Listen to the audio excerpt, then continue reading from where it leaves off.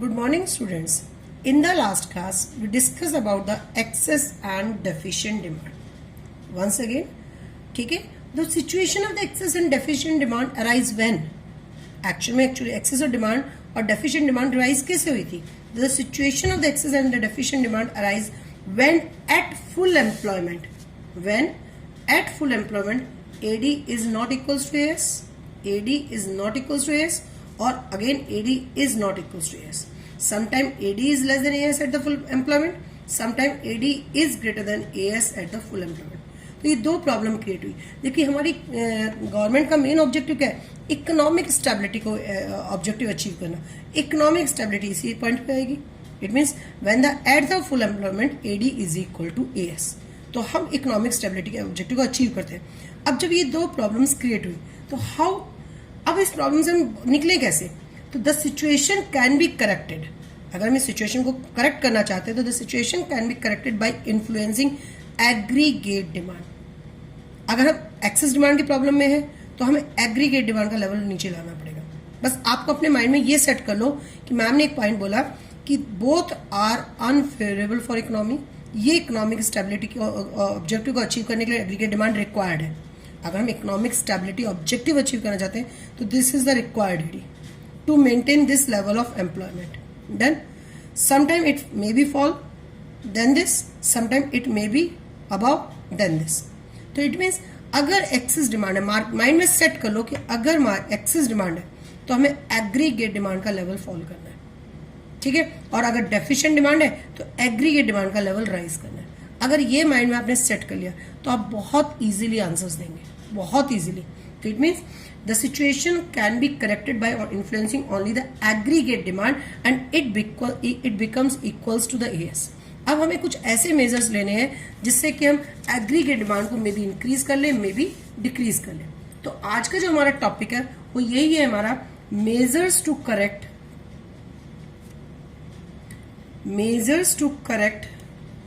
excess and deficient demand. Done? अब excess और deficient demand को मेजर ठीक करने के लिए governments take the two steps. The number one is the fiscal, the other one is the monetary measures. Government use the two types of the tools for the correction of the excess and the deficient demand. One is the fiscal measure, the other one is the monetary measures. अब आता है what is the fiscal measures? Fiscal measures also called the fiscal policy measures. It is also called fiscal policy measures. Done? फिर हो गया. These measures refers to the use of the government's legal power to tax and spend. तो जो government की revenue and expenditure policy है वही तो fiscal policy measures है. तो गवर्नमेंट के पास एक पावर है कि with the help of the tax और with the help of the spending in the government try to achieve the economic stability objectives. So spend in order to achieve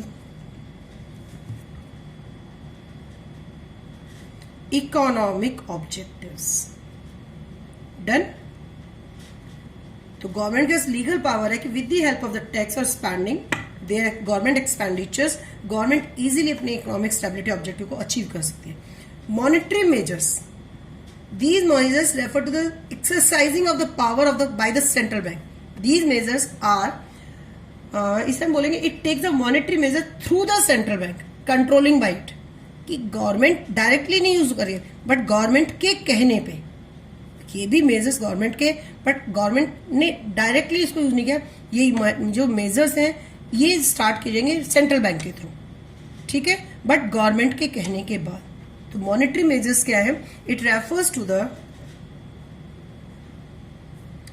exercising, exercising of powers by the central bank,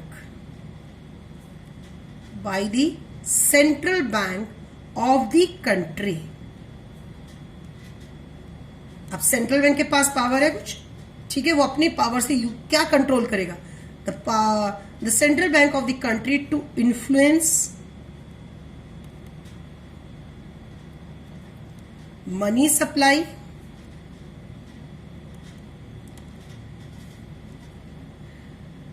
availability of credit,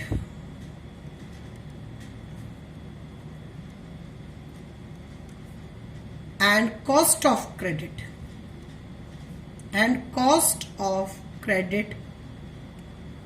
clear हो गया? to achieve economic objective, अगर मैं short form में बोलूं तो any which methods are used by the central bank to control the money supply in the economy, to control the availability of the credit in the economy, to control the cost of the in the economy, only try to get the economic stability. ठीक है, तो अब ये fiscal measures directly government ले रही है, monetary measures indirectly government ले रही है with the help of the central bank. तो समटाइम डेफिनेशन आ जाती है पेपर में, what are the fiscal measures, just definition, what are the monetary measures, just definition. अब हम इसको 6 मार्क्स के पॉइंट ऑफ व्यू से क्वेश्चन पढ़ेंगे. अब पेपर में जैसे मैंने कल लास्ट क्लास में पूछा था, क्वेश्चन आया explain the concept of deficient demand और out of and explain any one fiscal measures to correct it. It means अब जो मैं आपको फिस्कल मेजर्स एक्सप्लेन कर रही हूँ for the correction of excess demand और द डेफिशिएंट डिमांड, देन कोई सा मैं बोलूंगी तो आपको टिप्स पे याद होने चाहिए. कभी sometimes straightforward explain the fiscal measures to correct the excess demand और deficient demand, but sometime explain the concept of deficient demand and explain any one fiscal measures या explain any one monetary measures, और sometimes particular नाम के साथ mention करेगा कि please with the help of this इस demand को कैसे करेक्ट करेंगे. तो आपको सारे मेजर्स, चाहे वो फिस्कल मेजर्स हैं चाहे मॉनेटरी मेजर्स हैं, टिप्स पे याद होनी चाहिए. Now start. सबसे पहले हम ले रहे हैं measures to correct the excess demand. Clear हो? फिस्कल मेजर्स की हेल्प से हम लेंगे measures to correct excess demand. Just इसको दूसरे तरीके से पढ़ते हैं. Correction of excess demand, done. Same time हम इधर ले लेते हैं correction of deficient demand. Parallel पढ़ेंगे तो इजी, ज्यादा कंपैरिजन में जल्दी लर्न हो जाएगा. क्लियर हो गया? Measures to correct of the excess demand, measures to correction of the deficient. सबसे पहले हम ले रहे हैं फिस्कल मेजर्स की बात कर रहे हैं. डन. स्टार्टिंग हमने फिस्कल मेजर्स से करी कि fiscal measures which are directly use by the central government. अब गवर्नमेंट 3 टाइप के मेन इंस्ट्रूमेंट यूज करती है. The first one is the government spending.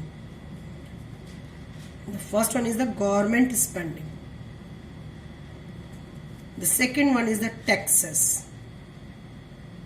and the third is the deficit financing. ठीक है? They are the 3 instruments under the fiscal measures. They are the 3 instruments: government spending, taxes, and deficit financing. Clear? अब हम बात करेंगे with the help of the, सबसे पहले हम starting करते हैं गवर्नमेंट स्पेंडिंग से. अब गवर्नमेंट स्पेंडिंग क्या है? तो गवर्नमेंट के जितने भी खर्चे, the government incur expenditure on the infrastructure and administrative activities of the welfare function like on police, military, education, sanitation, relief measures to control. Clear हो गया? अब हमारे पास आता है कि जो गवर्नमेंट के जितने भी एक्सपेंडिचर्स हैं, जो जैसे पार्क खोलने पे, वेलफेयर के पॉइंट ऑफ व्यू से, free medical services, free hospital, sanitation facilities, administration facilities, ये जितने भी गवर्नमेंट एक्सपेंडिचर्स हैं. तो first you write the meaning of the government expenditures. Government incur expenditure on the infrastructure and administrative activities of the welfare like on police, military, education, sanitation, this and this and this. अब question आता है कि अगर अभी हमने discuss किया कि मैंने अभी आपको क्या बोला, अगर हमें इसे ठीक करना है तो इट मीन्स इस लेवल को, डिमांड को कम करना है. अगर मैं सिंपल सा लेती हूँ गवर्नमेंट स्पेंडिंग, गवर्नमेंट ने ट्रांसफर पेमेंट्स प्रोवाइड कर दिए, अनएम्प्लॉयमेंट अलाउंसेस दे दिए, स्कॉलरशिप्स प्रोवाइड कर दिए, गिफ्ट्स एंड ग्रांट्स दे दिए। तो अब अपना माइंड सेट करिए कि गवर्नमेंट को अपनी एक्सपेंडिचर्स क्या करने चाहिए for to achieve the economic stability objectives. तो आपका माइंड क्लिक करेगा, मैम गवर्नमेंट को अपने एक्सपेंडिचर्स क्या करने चाहिए, रिड्यूस करने चाहिए। ठीक है, तो government expenditure should be reduced.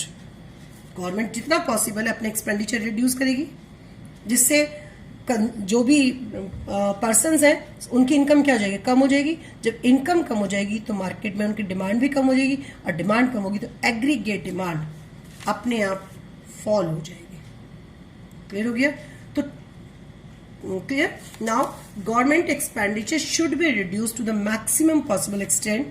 Decrease in government expenditure would reduce the level of aggregate demand in the economy, and it helps to correct the excess demand or inflationary gap in the economy.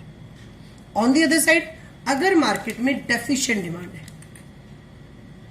तो it means, मैंने क्या short form में बस एक mind में click कर लो, ये demand ठीक करनी है तो मार्केट में डिमांड का लेवल हमें राइज करना है। तो ऑब्वियसली अब इस केस में गवर्नमेंट को अपने एक्सपेंडिचर्स क्या करने चाहिए, स्कॉलरशिप है, अनएम्प्लॉयमेंट अलाउंसेस है, सब्सिडीज है, ट्रांसफर पेमेंट्स है, जितने भी ट्रांसफर पेमेंट्स है, मिलिट्री पे, एडमिनिस्ट्रेशन पे, इन पे गवर्नमेंट को अपने खर्चे, इंफ्रास्ट्रक्चर डेवलपमेंट। अगर गवर्नमेंट एक डैम बनाने का ही काम शुरू कर दे तो कंस्ट्रक्शन स्टार्ट होगी, कंस्ट्रक्शन स्टार्ट हुई तो कितने अनएम्प्लॉयड को लेबर एम्प्लॉयमेंट मिल गई, तो इकोनॉमी में लोग जो हमारे लेबर्स थे उनकी इनकम लेवल क्या हो जाएगी, राइज हो जाएगी। और जहां इनकम लेवल राइज हुई डिमांड लेवल ऑटोमेटिकली राइज हो जाएगी। तो अगर हम साथ में ये ठीक करना चाहते हैं द डेफिशिएंट डिमांड, तो गवर्नमेंट को अपने एक्सपेंडिचर्स क्या करने चाहिए, शुड बी इंक्रीज। तो government should increase expenditures on the public works like construction of roads, flyover, building etcetera and etcetera. This will increase the income and that automatically it leads to the aggregate demand. Obviously aggregate demand क्या हो जाएगी, increase हो जाएगी, and it helps to correct the situation of deficient demand. The second aspect is the taxes. Taxes already budget में explain कर चुके हैं। It is a compulsory payment to the government by the household sector, any production units और any institution units. It is a compulsory payment. तो same time government क्या करेगी, अगर market में एक्सेस डिमांड को ठीक करना है तो आपका दिमाग करेगा एक्सेस डिमांड, मैम टैक्सेस को इंक्रीज कर दीजिए। अब जैसे टैक्सेस इंक्रीज होंगे तो अब जैसे मेरी इनकम पे जब मैं हर महीने 1000 रुपीज टैक्स पे करती हूँ सपोज करूँ, और मेरे को 1500 टैक्स पे करना पड़ जाए, तो मेरी डिस्पोजेबल इनकम अब क्या हो जाएगी, कम हो जाएगी। और जब मेरी डिस्पोजेबल इनकम कम हो जाएगी तो मेरी परचेजिंग पावर कम होगी, और जब मेरी परचेजिंग पावर कम होगी तो ऑटोमेटिकली कंजप्शन एक्सपेंडिचर क्या हो जाएगा, कम हो जाएगा। हमें कंजप्शन एक्सपेंडिचर कम हुआ तो हमारी एग्रीगेट डिमांड भी क्या हो जाएगी, फॉल हो जाएगी। तो for the correction of excess demand taxes should be increase. Clear हो गया? इन द यहाँ पे clear, by increasing the tax the burden on the house hold and the producers which reduce the purchasing power. और जब reduce the purchasing power होगी तो this will decrease the aggregate demand. ये line last में mention करनी जरूरी है कि this will decrease in the aggregate demand. इधर लिखेंगे this will increase the aggregate demand. ये लास्ट लाइन कंक्लूजन में लिखनी मस्ट है। ऑन द अदर साइड, अगर हमें डेफिशिएंट डिमांड ठीक करनी है, for the correction of the deficient demand the government should reduce the tax burden. Government को अपने टैक्स बर्डन क्या कर देना चाहिए, कम करना चाहिए, जिसके government should reduce the tax burden on the house hold and the producer also. It raises the disposable income of the people. Clear हो गया? नाउ जब डिस्पोजेबल इनकम राइज हो जाएगी तो it leads to increase the consumption expenditure. जब consumption expenditure rise होगा तो this will raise the aggregate demand in the economy and it helps to correct the deficient demand. Deficit financing में का मतलब होता है बेटा issue of new currency, issue of new currency to fulfill budget deficit situation। केवल नए note छापना deficit financing नहीं होता, ओनली बजट डेफिशिट को फुलफिल करने के लिए कभी sometimes central government central bank order देती है न्यू नोट इश्यू करने के लिए, तो वो जो प्रोसेस है only that is the deficit financing. तो कभी कभी हमें डेफिशिएंट डिमांड को ठीक करने के लिए इसमें परमिशन देनी पड़ती है, हमें डेफिशिएंट फाइनेंस करनी पड़ता है और यहाँ पे अवॉइड करना पड़ता है बस। पर हमारे सिलेबस में these two are the importants. हमारे सिलेबस में केवल ये दो इंपॉर्टेंट है, government spending and the taxation. Clear हो गया? Now the next one is the monetary measures. Now monetary measures, अभी जस्ट हमने बताया कि द मॉनेटरी मेजर्स या all which measures are used by the central bank to control the availability of the credit, the cost of credit, or to control the money supply in the economy. The all measures are known as the monetary measures. अब monetary measures से excess और deficient demand कैसे ठीक करेंगे, इसको याद करने का सबसे easy way है कि अगर मैं excess demand की बात कर रही हूँ, क्लियर हो गया? अगर मैं excess demand की बात कर रही हूँ तो आपको माइंड में सेट करना है कि excess demand को रिमूव करने का मतलब है कि मुझे मनी सप्लाई को कंट्रोल करना है। Monetary measures to correct the excess demand, हमारा टॉपिक है मॉनेटरी मेजर्स। अब डन। अब हम मॉनेटरी मेजर्स की बात कर रहे हैं। तो monetary measures to correct the excess demand, तो एक्सेस डिमांड को ठीक करना वाला एग्रीगेट डिमांड का लेवल कम करना। एग्रीगेट डिमांड का लेवल कम करने वाला है मार्केट में मनी सप्लाई कम करनी। अगर इसको ऐसे चेन से याद करोगे तो जल्दी याद होगा। It means by reducing money supply. Clear? By reducing money supply मतलब क्रेडिटी का कॉन्ट्रैक्शन होना। It means by contraction of credit, the contraction of credit, क्रेडिटी को कम कर देना। और यू से द जो क्रेडिटी कम हो गई तो decrease in availability of credit by the following veg. अब हम वो वेज पढ़ेंगे कि हम क्रेडिट की जो अवेलेबिलिटी को कैसे डिक्रीज करेंगे। अब वो सारे वेज हम इंस्ट्रूमेंट्स के पढ़ेंगे। सेम यहां पे जस्ट इसका opposite, same monetary measures to correct the deficient demand. Done? Clear? Now same यहां पे अगर डेफिशिएंट डिमांड को ठीक करना है तो इट मीन्स हमें अपनी मनी सप्लाई क्या करनी पड़ेगी? By increasing money supply, by increasing money supply. जब इंक्रीजिंग मनी सप्लाई होगी तो क्रेडिट की क्या हो जाएगा? एक्सपेंशन हो जाएगा। It means bye expansion of credit. तो डेफिशिएंट डिमांड को ठीक करने के लिए हमें क्रेडिट को क्या करना है? एक्सपेंड करना है बाय एक्सपेंशन ऑफ क्रेडिट। अब क्रेडिट को एक्सपेंड करने के लिए मतलब इजीली क्रेडिट अवेलेबल हो, उसके लिए हमारे पास क्या क्या वेज है वो हम यहां पे पढ़ेंगे। तो अगर ये चेन आपको माइंड में सेट हो गई तो आप क्लिकली आंसर देंगे। Now increase in availability of credit by the following ways. Done? अब मैंने जब ऑलरेडी क्लियर कर दिया which measures are taken by the central bank for the decrease in the availability of credit और for the increase in the availability of credit, तो आपके mind में click किया कुछ कि ये चैप्टर तो हम टॉपिक पहले नहीं पढ़ चुके हैं कि क्रेडिट की अवेलेबिलिटी को इंक्रीज और डिक्रीज सेंट्रल बैंक कर रहा है, तो वो कौन कौन से इंस्ट्रूमेंट्स थे? याद आया? सेंट्रल बैंक का last question, explain the methods to control the money supply in the economy, जिसमें हमने bank rate, open market operation, cash reserve ratio, same points यहाँ आएंगे। आपको इवन एक्सप्लेनेशन भी वही लिखनी है। मैंने आपको लास्ट क्लास में डिस्कस था कि ये वाला सेम आंसर आपको बाद में भी एक क्वेश्चन में हेल्प करेगा। सेम वही आंसर है, सेम वही टॉपिक्स है, बस मैं रिकॉल करा रही हूँ और दोबारा से।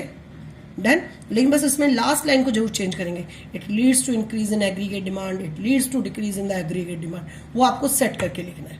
वहां पे हमने क्रेडिट क्रिएशन को इंक्रीज और डिक्रीज के पॉइंट ऑफ व्यू से लिखा था, तो यहाँ पे उसको बस कॉन्टिन्यूशन में एक लास्ट लाइन देनी है। जब क्लियर है कि availability of the credit decrease करनी है, अवेलेबिलिटी ऑफ क्रेडिट इंक्रीज करनी है, और अभी मैं बार बार बोल रही हूँ measures are taken by the central bank, तो विच मेजर्स? वही सेम ऑल मेजर्स। अब स्टार्ट करते हैं। The number one is the bank rate. Clear? The number one is the bank rate. Clear हो गया? अब बैंक रेट क्या है? चलते एक बार रिकॉल कर ले पीछे लास्ट क्लास को कि what is the bank rate. Clear हो गया? तो bank rate is the rate of interest at which the central bank of the country lends money to the commercial bank. Clear हो गया कि सेंट्रल बैंक जिस rate of interest पे commercial bank को loan देता है, that rate of interest is known as the bank rate. Clear हो गया. कमर्शियल सेंट्रल बैंक कभी पब्लिक को लोन नहीं देता, it lends to only the commercial bank. Clear हो गया. और commercial bank lend money to the general public. Central bank lend money to the commercial bank and commercial bank lend money to the general public. Clear? Now, the rate of interest charged by the commercial bank from the general public. अब ध्यान से सुनना मेरे concept को. When the central bank charge the rate of interest by the commercial bank, that is known as the bank rate. That is only the known as the bank rate. But when the rate of interest charged by the commercial bank from the general public, that is known as the lending rate. Once again I repeat, that is known as the lending rate. जब central bank ने commercial bank को loan दिया तो जो उसने rate of interest charge किया that is a bank rate. जब commercial bank ने पब्लिक को लोन दिया उसने जो रेट ऑफ इंटरेस्ट चार्ज किया that is the lending rate. और तो ऑब्वियसली क्लियर है कि lending rate must be higher than the bank rate. भाई सीधी सी बात है, अगर मैं कमर्शियल बैंक हूं, मैंने सेंट्रल बैंक से लोन लिया, मैं उसको 8% इंटरेस्ट पे कर रही हूं, फिर मैंने पब्लिक को लोन दिया, तो मैं पब्लिक से जो लोन दूंगी और उसके अगेंस्ट में जो इंटरेस्ट पे करूंगी ऑब्वियसली मैं 10% या 11% करूंगी. तो lending rate is always higher the bank rate. And the difference between lending rate and the bank rate, listen carefully, the difference between the lending rate and the bank rate is known as spread. SPREAD. Clear my concept? Now start. अब question आता है कि अभी हमने bank rate discuss किया है कि अगर हम मार्केट में एक्सेस डिमांड को रिमूव करना चाहते हैं तो आप माइंड में सेट कर लीजिए कि बैंक रेट को क्या करेंगे. Central bank raises it's bank rate. जब सेंट्रल बैंक 8% की जगह वो 9% बैंक रेट करेगा तो कमर्शियल बैंक के लिए कॉस्टली हो गया लोन लेना. तो जब कमर्शियल बैंक सेंट्रल बैंक ने बैंक रेट बढ़ाया तो commercial bank automatically landing rates बढ़ा देगा. और जैसे ही लैंडिंग रेट इंक्रीज हुए तो demand for loan and the investment जो भी है becomes fall because now credit become costly. अब हमारे जो उधार लेना हो क्या हो गए, महंगे हो गए. और जब डिमांड ऑफ क्रेडिट कॉस्टली, जब क्रेडिट कॉस्टली हो गया तो demand of credit automatically fall. और जब डिमांड ऑफ क्रेडिट फॉल होगा तो aggregate demand fall in the economy. यहाँ पे हम दोनों एस्पेक्ट लेके चलेंगे, हाउस होल्ड सेक्टर भी है, प्रोडक्शन सेक्टर भी. तो ये दोनों ही सेक्टर्स लोन ले रहे हैं कमर्शियल बैंक से. क्लियर हो गया. तो if the bank rate increase automatically the lending rate increase. जो लेंडिंग रेट इंक्रीज हो गए तो credit become costly. Now the demand of credit by household sector और the production sector starts fall. और जब दोनों फॉल होंगे तो एग्रीगेट डिमांड ऑटोमेटिकली क्या हो जाएगी, फॉल हो जाएगी. सेम अगर हम डेफिशिएंट डिमांड को ठीक करना चाहते हैं तो बैंक रेट को हम क्या करेंगे, रिड्यूस कर देंगे. क्लियर हो गया. Now the central bank lower the bank rate. जब सेंट्रल बैंक ने बैंक रेट लोअर की तो लैंडिंग रेट भी कम होगी. लैंडिंग रेट कम होगी तो डिमांड फॉर, अब credit becomes cheap. Now the demand for loans either investment or for the consumption purpose increase. Now aggregate demand starts rise. The next one is in cash reserve ratio. Legal reserve ratio आपको याद है तो same cash reserve ratio. Cash reserve ratio क्या था, the minimum percentage of the total deposits of commercial bank. Minimum percentage of total deposits of commercial bank must capped with the central bank. Her commercial bank को अपने total deposits का एक minimum percentage किसके पास रखना है, central bank के पास. That is the cash reserve ratio. Clear हो गया. सम टाइम मार्केट में एक्सेस डिमांड चल रही है. अब एक गवर्नमेंट फील कर रही है नहीं यार एक्सेस डिमांड है, इस डिमांड का कोई लेवल को कम करना है. ठीक है, हमें इकोनॉमिक स्टेबिलिटी के ऑब्जेक्टिव अचीव करना है तो हमें एक्सेस डिमांड जो एग्रीगेट डिमांड है फॉल करनी है. तो एग्रीगेट डिमांड को फॉल करने का सबसे इजी तरीका है मार्केट में क्रेडिट को कॉन्ट्रैक्ट कर दिया जाए. अब क्रेडिट को कॉन्ट्रैक्ट करने का सबसे इजी तरीका क्या है कि CRR बढ़ा दो. और CRR बढ़ गया, पहले बैंक कमर्शियल बैंक केवल 10% रखता था RBI के पास, अब वो 15% रखेगा. तो कमर्शियल बैंक के पास अवेलेबिलिटी ऑफ कैश क्या हो जाएगा, कम हो जाएगा. जब अवेलेबिलिटी ऑफ कैश कम होगा तो फ्लो ऑफ मनी भी आगे, सप्लाई ऑफ मनी भी कम होगा, सप्लाई ऑफ मनी कम होगा तो ऑटोमेटिकली एग्रीगेट डिमांड फॉल्स. तो clear. Increasing it mean CRR must B increases. CRR increase होगा, it reduce the funds available for the credit creation with the commercial bank. Obviously, now this reduces the credit creation capacity of the commercial bank. Now borrowing from bank fall, and as a result, aggregate demand falls. Same for the correction of the deficient demand, or use for the expansion of credit. अगर RBI feel कर रहा है या market में deficient demand है, मुझे demand का level rise करना है, यार मार्केट में डेफिशिएंट डिमांड आ गई है, मुझे डिमांड का लेवल राइज करना है, तो क्या करेगा? इट मीन्स क्रेडिट को एक्सपेंड करेगा. क्रेडिट को एक्सपेंड करने के लिए RBI क्या ऑर्डर देगा? Now CRR must be reduced. जैसे ही CRR रिड्यूस होगा, the availability of cash with the commercial bank rise, credit creation capacity of the commercial bank rise, it leads to rise in the borrowing from the banks. Now aggregate demand rise. Same in the SLR situation. Statutory liquidity ratio. You already know the meaning of this. Is statutory liquidity ratio क्या है? It is the minimum percentage of banks deposit which commercial banks are legally required to keep with themselves. एक percentage उसने central bank के पास रखा, एक minimum percentage उसने अपने पास रखा हुआ है. क्लियर हो गया? It is the minimum percentage of the bank's deposits which commercial banks are legally required to keep with themselves as a reserve. That is the statutory liquidity ratio. Clear हो गया? It is also fixed by the central bank time to time. Clear हो गया? तो same increasing SLR, यहाँ भी इसको increase कर देंगे. Same explanation. It reduce the funds available for the credit creation with the commercial bank. Now this reduce the credit creation capacity of the commercial bank. Now borrowings from the bank fall and it cause aggregate demand fall. ये 4 line आपको बार बार याद करनी है. Same यहाँ भी वही 4 step है. तो आंसर आपको सेंट्रल बैंक के फॉर्म में से लिखना है. ये आंसर आपको दोबारा नोट डाउन नहीं करना नोटबुक में. क्लियर हो गया? आंसर तो आपका पीछे सेंट्रल बैंक से ही लर्न करना है, वहीं से कॉपी करके एग्जाम के लिए लिखना है. कॉपी में दोबारा कॉपी करने की जरूरत नहीं है मेरे बच्चा. Now same decreasing SLR, government should reduce the SLR. It increase the funds available with the commercial bank for the credit creation capacity. Now the credit creation capacity of the commercial bank rise. It leads to the borrowing and automatically aggregate demand rise. The next one is the repo rate. Fourth one is the repo rate. तो repo rate और bank rate में बस same difference, simple difference था. Bank rate में जो commercial bank ने बोरो किया था central bank for the long term needs, और रेपो रेट के केस में जो बैंक कमर्शियल बैंक ने बोरो किया था from the central bank for the short term needs. Clear हो गया? It is the interest rate at which the commercial bank can borrow from the central bank to meet their only the short term needs. बस इतना difference है. इसकी definition में long term needs लिखेंगे, इसकी definition में शॉर्ट टर्म नीड्स लिखेंगे. तो क्लियर? नाउ ये भी टाइम गवर्नमेंट ही सेंट्रल बैंक से फिक्स करता है, टाइमली चेंज भी करता है. Increasing the repo rate, same repo rate को इंक्रीज कर देगा, जिससे कमर्शियल बैंक के पास जो है को अब बोरो करना क्या होगा? कॉस्टली होगा. जब कमर्शियल बैंक को बोरो करना कॉस्टली होगा तो वो अपने लैंडिंग रेट्स को भी इंक्रीज कर देगा. लैंडिंग रेट को इंक्रीज करेगा तो हम लोगों के लिए बोरो करना कॉस्टली हो जाएगा. Now the demand of credit fall, now aggregate demand fall. Just इसका opposite. The next one is the reverse repo rate. What is the reverse repo rate? Same. It is the interest rate at the commercial bank can deposit their surplus fund with the central bank. Commercial bank जो अपनी deposit central bank के पास deposit कर देता है, commercial bank अपनी savings को central bank के पास जो डिपोजिट करता है उसके अगेंस्ट में जो उसे रेट ऑफ इंटरेस्ट मिल रहा है, that is the reverse repo rate. Clear हो गया? अगर central bank reverse repo rate को इंक्रीज कर दे, वो कहेगा कि मैं अब आपको 8 की जगह 10% रेट ऑफ इंटरेस्ट पे करूंगा.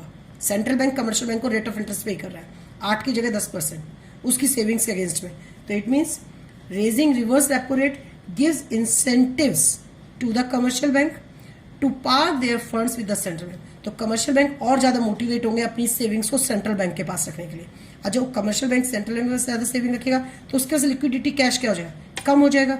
जब उसका कैश कम हो जाएगा तो it affect the adversely impact on the credit creation. तो क्रेडिट क्रिएशन क्या हो जाएगा? फॉल हो जाएगा. Then on the other side, अगर क्रेडिट क्रिएशन कैपेसिटी को इंक्रीज करना है, क्रेडिट की कमर्शियल बैंक ज्यादा से ज्यादा पब्लिक को उधार दे, क्रेडिट क्रिएशन कैपेसिटी इंक्रीज करनी है for the expansion of credit, ठीक है, for the correction of the deficient demand. Market में डिमांड का लेवल राइज करना है, मार्केट में लोगों के पास पैसा आना चाहिए, वो कमर्शियल बैंक के थ्रू आएगा।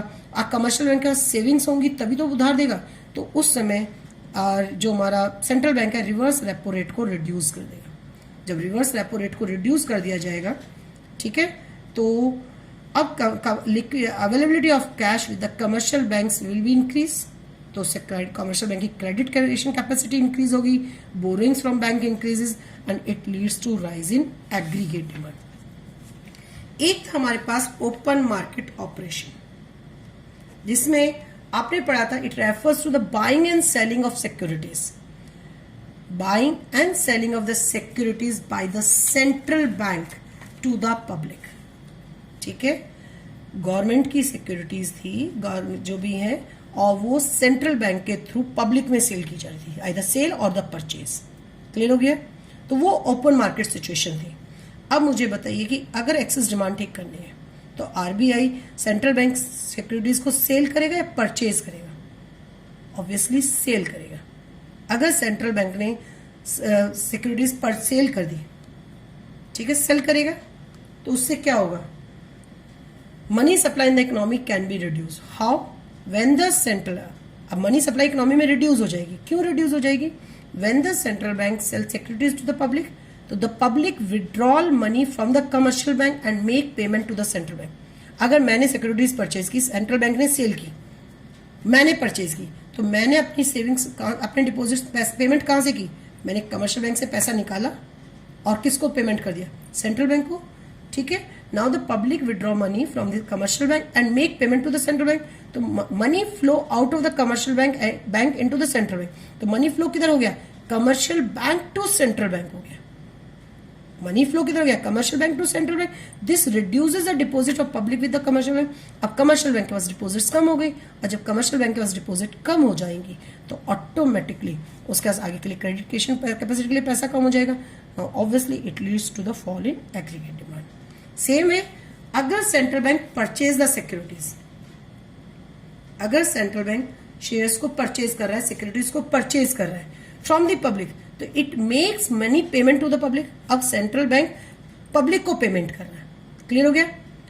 Now the money flow out of the central bank and find its way into the commercial bank through the buyer of these securities. अब सेंट्रल बैंक ने परचेज की, उसने चेक के थ्रू पेमेंट की, public ने अपना cheque commercial bank में deposit कर दिया, तो कमर्शियल बैंक के पास credit creation availability of cash क्या हो गया? इंक्रीज हो गया। और जब अवेलेबिलिटी ऑफ कैश इंक्रीज हो गया, now it raises their lending with the, now it raises their lending capacity. जब उसकी लैंडिंग कैपेसिटी इंक्रीज हो गई तो it means the borrowing for the consumption and investment increase हो गई। नाउ एग्रीगेट डिमांड इंक्रीज हो गई। And the last one is the margin requirement of loans. The margin requirement of loans. The difference between the value of the loan and the value of the loan granted. Clear हो गया? The difference between the value of the loan and the value of the loan granted. These margins are also usually fixed by the central bank. जब हम central कहीं से भी loan लेते हैं तो हम उसके अगेंस्ट में सिक्योरिटी वैल्यू पे करते ही नहीं करते, हम उसके अगेंस्ट में कोलेटरल वैल्यू रखते ही नहीं रखते हैं। तो जो बैंक हमें लोन दे रहा है और जो बैंक ने हमारी सिक्योरिटी अमाउंट रखी है, उसका जो डिफरेंस है that is the margin requirement of loan. Example है कि सपोज सेंट्रल बैंक ने 20% margin requirement of loan fix कर दिया, 20%, ठीक है, और तो then the commercial bank just wait, अगर मैं अब 8 लाख लोन देना चाहती हूँ, 8 लाख रुपए लोन लेना चाहती हूँ, तो बैंक के पास मुझे अपनी कितनी सिक्योरिटी रखनी पड़ेगी? 10 लाख की। क्लियर हो गया? Suppose the central bank fix the margin of the 20%, then commercial bank will be able to lend only the 80%। अब आरबीआई ने कहा कि 20% मार्जिन रिक्वायरमेंट ऑफ लोन है, तो ठीक है, तो कितने लोन दे सकता है? ओनली 80% लोन दे सकता है। इट मीन्स जो भी है हमारे पास। क्लियर हो गया? तो suppose the central bank want to contract credit in the economy, अगर सेंट्रल बैंक एक्सपेंशन को इसे ठीक करना चाहता है तो वो इस मार्जिन रिक्वायरमेंट ऑफ लोन को क्या कर देगा? इंक्रीज कर देगा। क्लियर हो गया. The higher the margin requirement loan, it means less is the amount that can be lend to the borrower. Borrower को पैसा कम उधार मिलेगा. जब कम पैसा मिलेगा, now this adversely affect the amount. Clear हो गया. This adversely affect the investment and the aggregate demand in the economy. Clear हो गया. अगर आरबीआई ने मार्जिन रिक्वायरमेंट ऑफ लोन की वैल्यू को इंक्रीज कर दिया तो अब कमर्शियल बैंक पब्लिक को उधार कम देगा, उसको पैसा कम मिलेगा. जब उसे पैसा कम मिलेगा तो मार्केट में एग्रीगेट डिमांड फॉल हो जाएगी. ऑन दी अदर साइड, अगर गवर्नमेंट आरबीआई डेफिशिएंट डिमांड ठीक करना चाहती है, अगर गवर्नमेंट कहती है कि नहीं अब डेफिशिएंट डिमांड को ठीक करना है, तो सेंट्रल बैंक को ऑर्डर देगी now margin requirement of loan को फॉल कर देना. मार्जिन रिक्वायरमेंट ऑफ लोन को फॉल किया, this raise the borrowing capacity of the borrowers. इससे बोरोवर्स की बोरोइंग कैपेसिटी इंक्रीज हो जाएगी and as a result aggregate demand rise. तो याद है, आपको क्लियर होगा. ये सारा हमने ऑलरेडी बैंक चैप्टर में एक्सप्लेन किया हुआ है, वहां पे मेंशन है, वहीं से लर्न करना है. बट लेकिन याद रखना, अगर ये क्वेश्चन एक्सेस और डेफिशिएंट डिमांड के केस में है तो लास्ट लाइन जरूर चेंज करनी है. It will increase the aggregate demand, it will fall the aggregate demand. Clear? Okay बेटा, थैंक यू.